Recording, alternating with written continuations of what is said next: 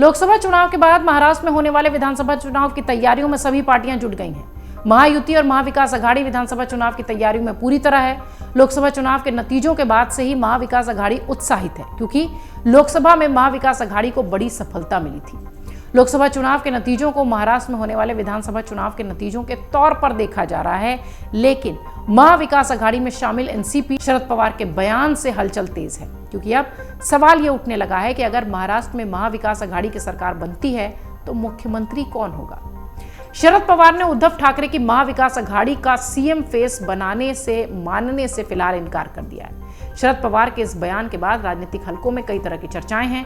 चर्चा इस बात की भी है कि क्या आखिर एमवीए का कुनबा बिखर जाएगा, यानी महाविकास अघाड़ी का कुनबा बिखर जाएगा।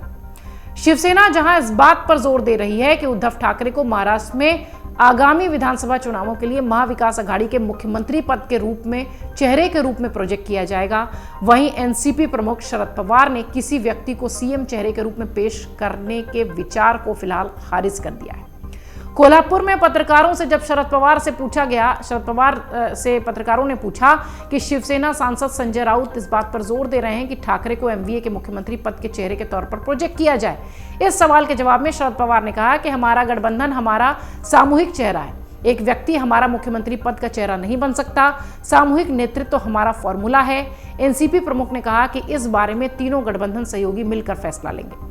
शरद पवार ने कहा कि एमवीए में सभी वामपंथी दलों और प्रधानमंत्री नरेंद्र मोदी का विरोध करने वालों को शामिल करने का आह्वान करते हुए पवार ने हाल ही के लोकसभा चुनाव के दौरान पीडब्ल्यूपी, भारतीय किसान और श्रमिक पार्टी, आम आदमी पार्टी और कम्युनिस्ट पार्टी के मदद की बात कही, लेकिन एमवीए में हम तीन ही भागीदार हैं, ये बात भी उन्होंने कही। उन्होंने ये जरूर कहा कि ये सभी दल शामिल होंगे। प्रधानमंत्री मोदी का विरोध करने वाले सभी लोगों को एमवीए का हिस्सा बनना चाहिए, ये बात भी उन्होंने कही। मुख्यमंत्री पद के चेहरे के बारे में जब कोई निर्णय लिया जाना नहीं है तो वो चर्चा के माध्यम से सभी को विश्वास में लेने के बाद ही किया जाएगा, ये बात भी चुनावी चाणक्य एनसीपी प्रमुख शरद पवार के मुख से आई।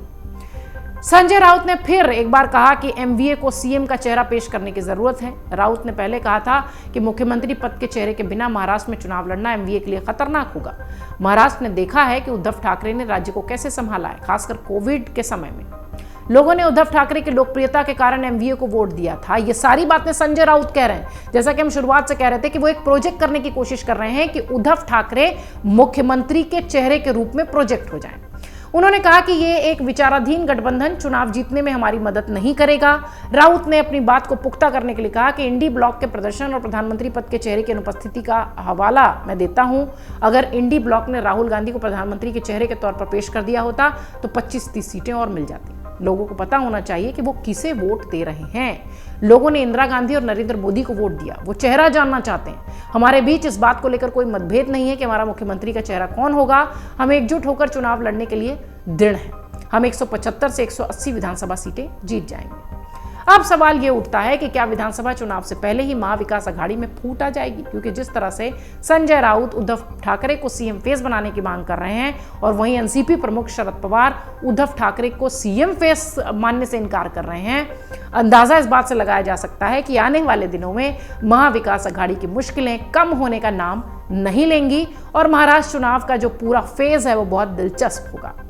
अगर आप ये वीडियो YouTube पर देख रहे हैं तो हमारे चैनल को सब्सक्राइब करें और बेल आइकन को दबाना ना भूलें। अगर आप Facebook पर ये वीडियो देख रहे हैं तो हमारे पेज को लाइक करें।